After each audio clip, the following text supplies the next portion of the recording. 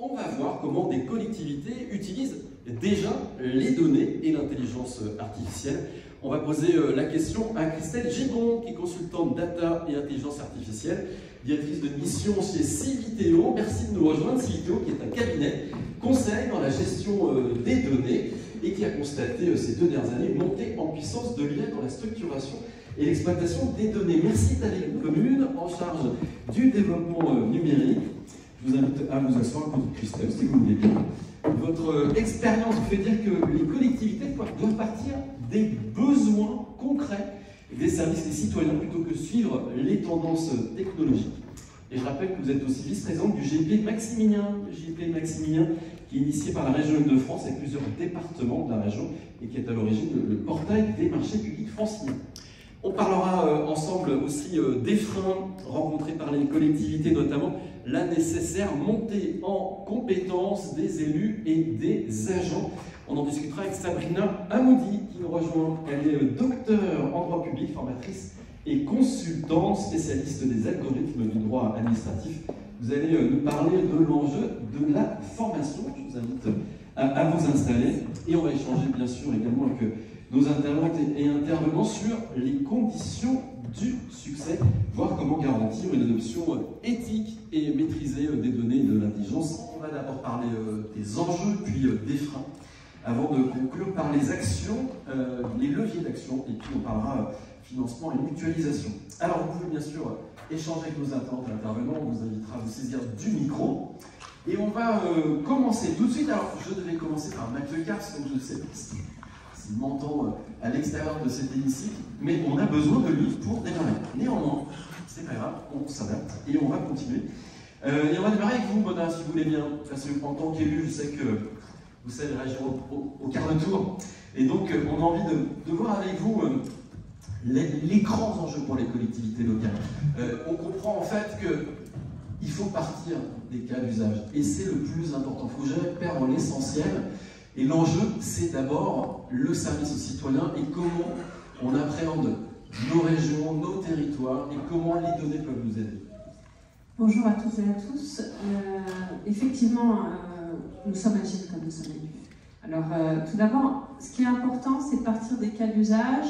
À chaque niveau de collectivité, la région a ses compétences, les villes ont leurs compétences, les communautés d'agglomération ont leurs compétences. Vous avez évoqué certains cas d'usage.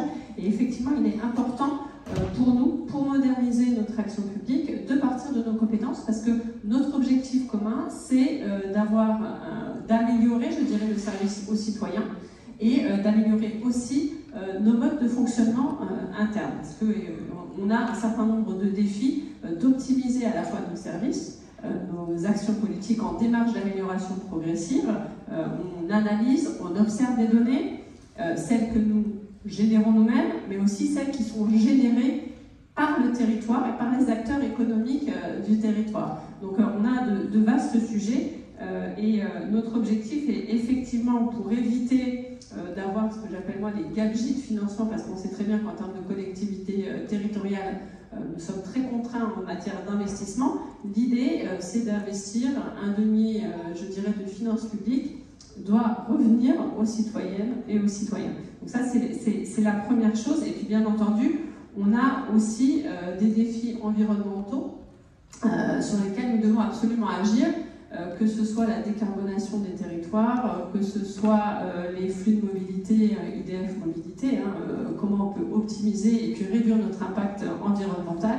Et c'est pour cela donc, que justement je disais que c'est l'affaire de toutes et tous. Et quand on parle des cas d'usage, on fait des économies d'échelle, on mutualise, mais ça on va l'aborder le sujet après. Donc l'exploitation intelligente des données, elle permet effectivement d'irriguer l'ensemble de nos politiques publiques. L'idée avec des exemples, parce que j'aime illustrer le propos avec des exemples très concrets. On s'est posé la question de création d'un observatoire à pleine commune des données territoriales en se disant comment on va pouvoir alimenter notre stratégie, comment on va pouvoir la faire évoluer. Alors on l'a abordé sur des sujets comme l'inclusion numérique, comment on peut être le premier observatoire de l'inclusion numérique à l'échelle du territoire de pleine commune, donc de 8 villes de Seine-Saint-Denis, 430 000 habitants, pour adapter nos actions au plus proche, on dit le aller vers le citoyen et la citoyenne. On s'est posé la question sur les stratégies aussi d'emploi, comment on peut quantifier, optimiser. On est parti du principe très très simple, c'est que je peux optimiser une politique publique quand je suis capable, je dirais, de la quantifier et d'avoir, alors dans le secteur privé on dirait retour sur investissement, mais là on dit plutôt retour sur l'efficience du bien vivre son territoire pour les citoyennes, les citoyens, les acteurs des territoires, les agents, parce qu'ils sont aussi au cœur en fait de ces transformations d'usage de la data, parce qu'ils ont un retour d'expérience terrain.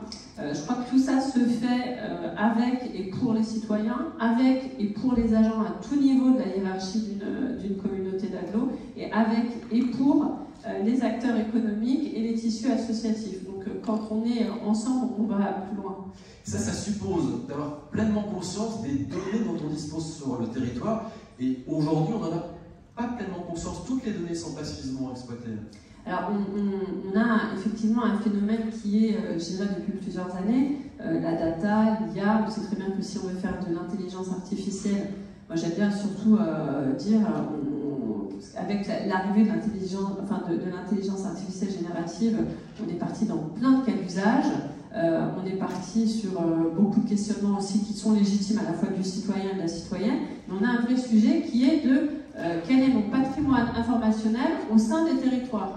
Comment je l'utilise? Je me rappelle, il y a quelques années, on parlait de la data et l'or noir du 21e siècle. Je crois qu'on en est très très loin aujourd'hui, puisqu'on voit bien avec les phénomènes du piratage que les données, elles sont un peu partout.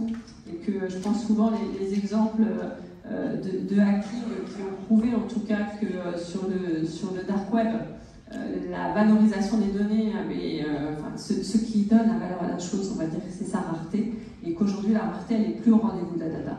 Et je crois que les collectivités, la première chose, c'est prendre conscience du patrimoine informationnel que nous possédons, à la fois dans notre organisation, donc la donnée qu'on produit au niveau des différentes instances, vaincre les silos, parce que l'analyse croisée des données est très très très très riche. En termes de cas d'usage, elle peut à la fois servir à optimiser notre action publique, mais aussi nous interroger sur les usages potentiels qu'elle pourrait avoir. Donc ça, c'est la première chose, et prendre conscience de ce patrimoine informationnel, de sa valeur sur l'efficience comme un véritable levier d'amélioration de l'action publique est essentiel. Voilà, l'efficience, vous avez dit le mot, c'est vraiment important, encore plus aujourd'hui, dans des contraintes budgétaires. Cette question de l'efficience est importante. Mathieu Caps, on parlait de l'importance de partir des cas d'usage, et là on parle des citoyens. Vous êtes aussi élu à Épinay-sur-Seine, puis vous nous direz peut-être quels sont les principes qui doivent guider les collectivités pour instaurer ce cap de confiance. Alors pour moi, effectivement, on est en train de bâtir les territoires de confiance d'aujourd'hui et de demain. L'IA, c'est pas un sujet qui est nouveau, c'est un sujet qui date depuis plus de 50 ans. Pour les amoureux de cinéma, vous allez voir l'Odyssée de l'espace, Stanley Kubrick, vous allez retrouver des grands, et puis c'est pas le seul, mais je crois que c'est un élément fondateur, en tout cas, de l'intelligence artificielle. Autour de la donnée, je peux me permettre de réagir sur ce qui a été dit, parce que ce qui est important, c'est que on est dans un changement d'air, avec une accélération de l'usage même de la data, de manière massive. Ça pose aussi des interrogations qui sont tout à fait légitimes. Moi, j'aime dire les territoires de confiance plutôt que Smart City ou ville intelligente, parce que dans le service public, on a une acculturation, mais aussi ça soulève des problèmes de cybersécurité et de protection de la donnée. Aujourd'hui, il y a des cas aux États-Unis où quand on discute aussi avec des acteurs économiques, je veux utiliser l'IA pour pouvoir répondre à des appels d'offres plus rapidement, je veux utiliser l'IA pour répondre à des appels à projets plus rapidement. Il ne faut pas que ça ne mette en cause la protection de la donnée territoriale, même si, ce que je disais, ce n'est plus l'or noir du 21e siècle, on est quand même le garant pour nos citoyennes et nos citoyens du respect de la protection de leurs données et des usages. Donc on est en train de changer de modèle, je dirais, même économique et d'usage. On est vraiment sur as a service. On est en train de fournir des services liés à l'IA. Donc ça, première chose, la protection des données, la cybersécurité, bien entendu, et l'usage que le service public va pouvoir en faire. C'est pas magique, hein, une intelligence, c'est un oxymore pour moi parfait, l'intelligence artificielle, c'est un peu comme le développement durable, c'est des oxymores très symboliques en fait. Et donc, c'est pas anodin. C'est pas anodin quand on entre comme un service dans notre service public, la protection des données. Il y a des grands acteurs américains qui sont retrouvés avec des secrets de recherche, etc., qui sont devenus publics. Donc, grande vigilance quant à l'utilisation de l'IA au sein de la collectivité, bien s'assurer que tous ces sujets sont bien pris en compte. Après, il y a des questions qui sont effectivement, la protection des données, ceux qui m'entendent souvent savent que c'est quelque chose qui me tient particulièrement à cœur, surtout dans cette ère de l'IA, qui nous pose aussi, vous parliez du citoyen, ça nous pose aussi des questions, ça reste une grande partie technique quand on va utiliser l'ensemble massif de ces données, la notion de biais. On a eu des cas aussi d'intelligence artificielle qui répercutaient, en fait, qui ressortaient des comportements pas très éthiques. Parler d'éthique, c'est aussi diffamatoire, discriminant, position de la femme, on est au mois de mars, donc il y a tous ces sujets qui sont aussi prégnants. Donc il y a effectivement quel sens on donne à l'IA, quel sens on donne à l'usage des données et comment on arme nos services publics, nos agents, les différentes directions pour pouvoir y répondre avec beaucoup d'éthique et faire que notre citoyen soit confiant dans l'usage des données et de cette intelligence artificielle. Et là, on comprend toute l'importance de la collectivité et du lien de proximité que la collectivité a tissé de très longue date avec l'administré pour devenir peut-être ce tiers de confiance dont on aurait besoin pour vraiment avancer en toute transparence. Alors, nous, notre positionnement, il est effectivement qu'on est le tiers de confiance, surtout que l'avenir, pour moi, il est dans le partenariat public-privé et habitant. Et planète, bien entendu, parce que tout ça, ça réclame beaucoup d'usage de données de manière massive et qu'il y a un impact environnemental qu'il faut prendre en compte. Mais effectivement, nous, on a fait des expérimentations, notamment dans le monde avant JOP 2024, où on a mis autour de la table tous des acteurs des écosystèmes innovants, le service public et puis des associations d'habitants pour innover et imaginer le monde de demain et comment on pouvait justement utiliser cet éclairage des JOP pour être un accélérateur de l'innovation. On s'est très très vite aperçu que les plateformes de données venaient tout de suite comme un des sujets prégnants et importants. Et là, tout le monde veut bien partager ces données, mais sous certaines conditions comme l'interopérabilité aussi. Et puis la notion de à qui appartient la donnée, comment je la partage, est-ce que je peux la récupérer à un moment si je veux me retirer d'un projet. Et tout ça, le citoyen, je crois qu'il y a un vrai devoir de tiers de confiance, de transparence. Et on le voit aussi, vous avez abordé des sujets de sécurité pour travailler notamment avec le SGDSN sur les sujets et de faire un tour de France depuis quelques mois sur les sujets remarquables autour de l'intelligence artificielle et de la sécurité et de la cybersécurité, parce que les deux n'ont plus de frontières maintenant. On s'aperçoit que le législateur aussi, on doit l'interpeller pour s'assurer que toute cette intelligence qu'on est en train de co-créer ensemble, elle soit éthique, responsable, durable, et puis je dis même qu'elle mette l'humain au cœur de nos interrogations. Voilà, donc la confiance est un élément clé lorsqu'on parle de ce sujet. Mathieu Kaps, c'est extrêmement... Encore illustré par l'exemple, je crois qu'effectivement on a un sujet de temporalité de l'innovation entre le secteur public et le secteur privé. Quand on est face à une accélération qui a été rarement aussi rapide ces derniers temps autour de l'intelligence artificielle, tout le monde se pose des questions. Qu'est-ce que ça peut m'apporter? Première chose, donc trouver un intérêt commun. Moi, je salue toujours les équipes à la fois d'Épinay-sur-Seine et les équipes de Plaine Commune parce qu'on a engagé cette transformation ensemble. Je vous rappelle, moi, je suis élue depuis 2014, un petit peu d'histoire. Le numérique est entré dans nos collectivités avec le plan France Haut Débit. Donc, on était très très loin des sujets d'intelligence artificielle. Ensuite, on a eu l'open data. Mais on était très très très très loin des sujets d'intelligence artificielle. Et déjà, on se posait des questions sur les temporalités et les projets. Première chose, vaste programme d'open innovation à l'échelle du territoire. Et on réfléchit ensemble à ce qu'est l'innovation, le numérique et la place qu'on va lui donner dans nos stratégies et dans nos orientations politiques. Mais ça, on ne le fait pas seul. On le fait avec les associations, on le fait avec les citoyens, on le fait avec les élus, on le fait avec les directeurs généraux adjoints et aussi avec les agents à tout niveau, quelle que soit leur catégorie. Pourquoi? Parce que plus tôt on a l'adhésion du numérique, plus tôt on arrive à avoir une appropriation des enjeux et des opportunités, mais aussi des aspects et des freins, parce que ça existe, et qu'on en prend conscience et qu'on est orienté tous ensemble à trouver des solutions de manière concrète et pragmatique, en acceptant les interrogations des uns et des autres, en mettant en place donc, ce programme d'Open Innovation aussi avec les universités, parce qu'on a la chance d'avoir 3 grands pôles universitaires sur le territoire, et on se pose les bonnes questions au bon moment, mais dès le départ. Donc c'est un peu comme le numérique responsable. On se pose des questions en amont des projets, on a beaucoup plus de facilité en termes de conduite du changement. Et puis c'est aussi dire qu'on a effectivement besoin d'actions toutes simples, de se retrouver entre midi et 2 autour d'un déjeuner numérique avec des interventions d'experts, mais toujours sur les cas d'usage. On ne prend pas dans l'angle technique forcément. Le but, c'est pas de faire des experts de machine learning, etc. Le but, c'est vraiment de se dire qu'est-ce que ça peut apporter et quel impact ça va avoir dans votre quotidien que vous allez, dans le cadre de votre travail, mais qu'est-ce que vous allez pouvoir apporter aux citoyens. C'est ça qui les intéresse. Et surtout, ils ont besoin de se sentir comme tout le monde, parce qu'en fin de compte, on est tous citoyennes et citoyens.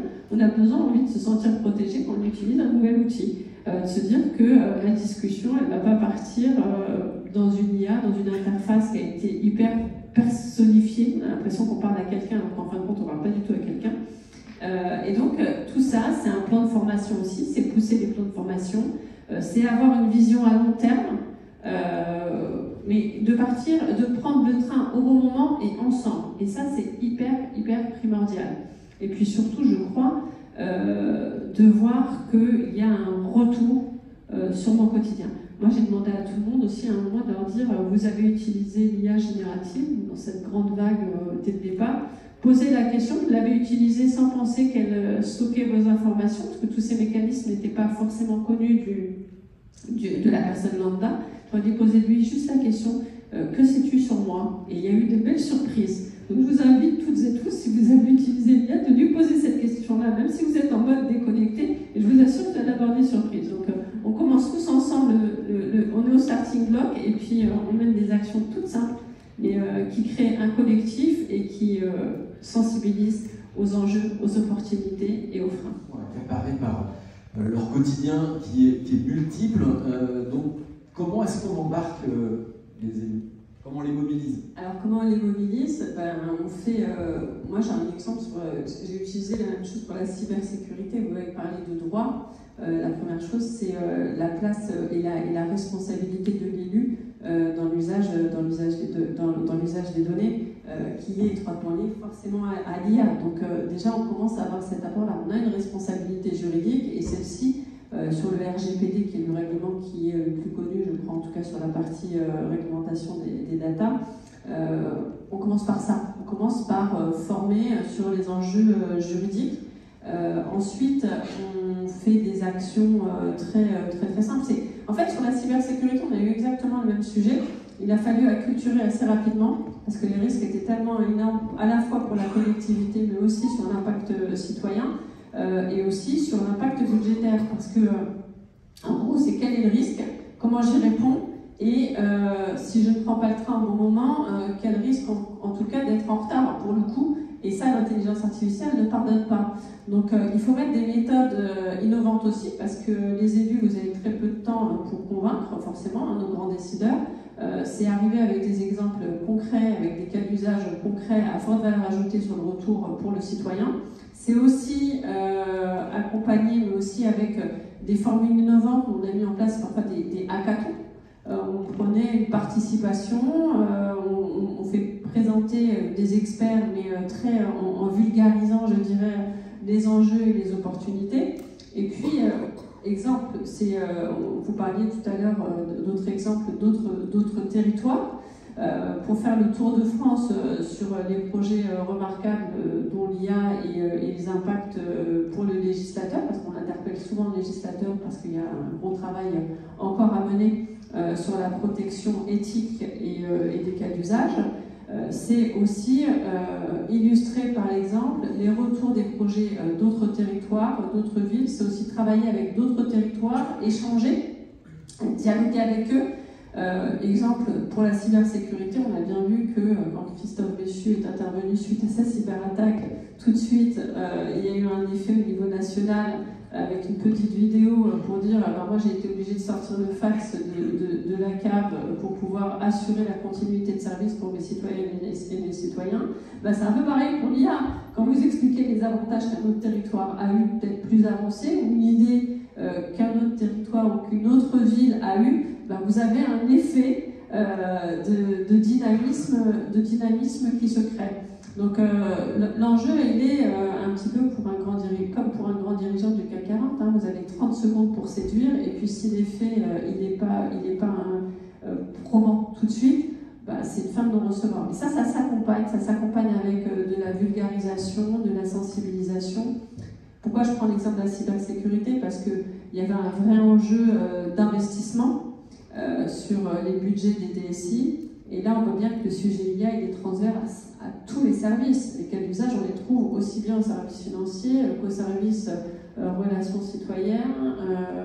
Et je pense aller même au-delà. Je pense que dans les années à venir, si on essaie de se projeter un petit peu, on va avoir une prolifération de chatbots sur tous les sites internet des villes. On va avoir des proliférations de chatbots aussi dans les services internes pour aider des services qui travaillent en silo pour certains, mais il va falloir qu'ils partagent les informations pour améliorer aussi leur efficience. On a vécu les premiers intranets dans les grandes collectivités. Il fallait aller rechercher la note dans l'historique, on avait des sujets de référencement. Je crois que c'est les premiers cas d'usage qu'on va avoir dans les collectivités, d'accélérer toute cette diffusion d'informations au sein même des collectivités et puis à l'externe pour les citoyennes et les citoyens. Donc les élus sont au cœur, on travaille avec eux, pour eux et pour nos citoyennes et nos citoyens. Merci. Alors avant de parler... Alors la clé, c'est la mutualisation. C'est devenu quasi indispensable et incontournable quand on veut mener un projet d'IA dans une collectivité. Je crois que la bonne échelle, c'est aussi l'intercommunalité, les communautés d'agglomération, parce que on mutualise nos efforts financiers, mais aussi nos efforts, je dirais, d'intelligence collective. Donc c'est gagnant-gagnant dans tous les sens du terme. Exemple, on a lancé un projet il y a quelques années sur... Alors, je suis certaine aussi qu'il y a des collectivités qui font de l'IA sans même savoir qu'elles font de l'IA. Et c'est des phénomènes que j'ai observés dans certaines collectivités. Des exemples assez simples, en fait on en a trois. Le premier, c'est le métabolisme urbain. Vous avez parlé de la gestion des déchets. C'est comment on peut mettre en relation les fournisseurs de déchets comme étant des fournisseurs de matières premières pour une programmation. Donc ça se fait en plusieurs étapes. On réfléchit à quelles données on a en notre possession, on est avec du partenariat public-privé, et puis après on s'aperçoit qu'en fin de compte, pour réduire l'impact environnemental de cette fameuse production de déchets dans le secteur du bâtiment et travaux publics, c'est la transformation numérique du secteur du BTP, et on met en place un projet de métabolisme urbain avec d'autres territoires franciliens, mais même parfois à l'autre bout de la France dans le sud, et on mutualise nos efforts, notamment avec des efforts de financement, mais aussi on crée de l'intelligence collective sur des besoins fonctionnels communs dans le secteur du BTP. Donc on réduit à l'échelle, on mutualise, et puis on mutualise, je dirais, un petit peu comme des briques fonctionnelles indépendantes, qui fait qu'on peut activer ou pas telle ou telle brique, et donc du coup ça satisfait les besoins des différents territoires. On a le superbe, je suis à la région Île-de-France, on a un superbe projet qu'on a mutualisé avec la région Île-de-France sur la cartographie, donc on va avoir un jumeau numérique pour aider de manière très pragmatique, encore une fois, et concrète, les territoires.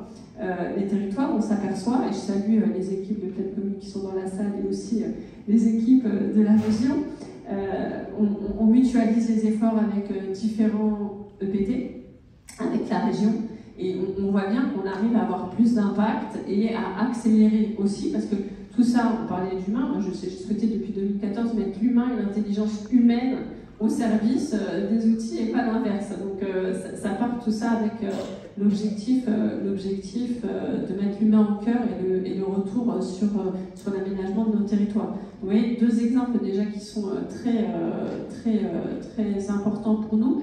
Et puis je suis intimement convaincue que les financements mutualisés, pour travailler aussi avec le pôle systématique, qui est un pôle de compétitivité deep tech à l'échelle européenne. On travaille aussi sur la mutualisation en fait entre les financements avec les territoires et puis faire émerger aussi des talents. J'aime pas trop le Startup Nation, moi je préfère une nation d'innovateurs et non de followers, parce que je crois qu'on doit aussi pouvoir créer notre empreinte en termes d'intelligence artificielle. Et on est en train de travailler avec ces acteurs de l'innovation pour pouvoir justement mutualiser les efforts, aller plus vite, accélérer, mais surtout être très pragmatique en termes de financement dans cette période clairement complexe sur laquelle il faut quand même qu'on ait à trouver des solutions et qu'on les trouve ensemble. Vous avez parlé de la région, de l'intercommunalité. Pour vous, c'est les deux bonnes échelles pour permettre à des collectivités de porter des projets, il faut qu'elles se tournent vers les intercommunalités de la région? Alors, je pense que c'est essentiel parce que seul on peut essayer, mais à plusieurs on peut aller plus vite et puis on peut aller plus loin. Un autre exemple qu'on pratique aussi avec la région, c'est le GIP Maximilien, qui est Maximilien, moi je suis VP numérique du GIP Maximilien, et effectivement c'est la plateforme régionale de la commande publique.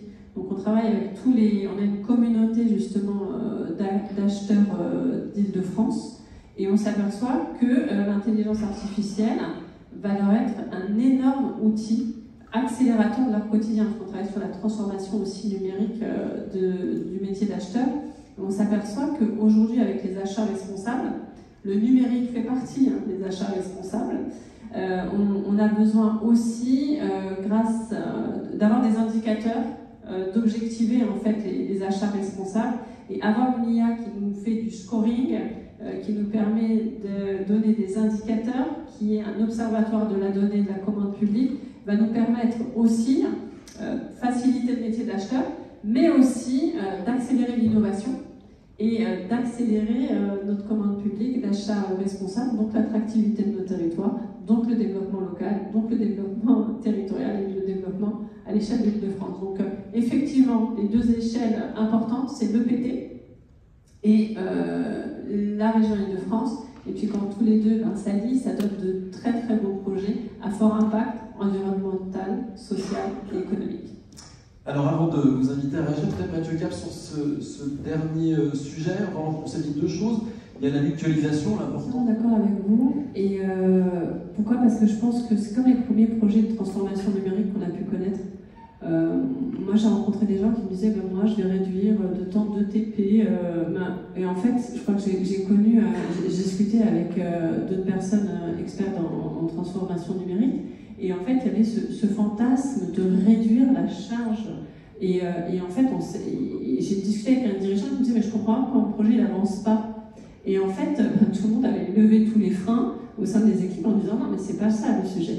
C'est pas ça le sujet. Le sujet, c'est comment je peux améliorer pour avoir plus d'efficience au plus proche de mon citoyen. Donc, ensuite, il y a un autre phénomène, on en parle beaucoup moins, c'est, et là je vous rejoins sur la partie perte de compétences, il ne faut pas qu'on perde notre esprit critique. Ce que nous ressort une IA n'est pas forcément la réalité et la véracité. Il se trouve que moi je donne des cours dans les grandes écoles sur des sujets comme sur des sujets du numérique, à des écoles d'ingé. Et j'ai eu la mauvaise surprise de m'apercevoir qu'en fait il m'avait ressorti du chat GPT, etc. Mais copier-coller. Et en fait ce qu'on attend d'eux, c'est comment on va aussi avoir auprès de nos agents le maintien à la fois de la compétence, mais aussi le maintien de l'esprit critique.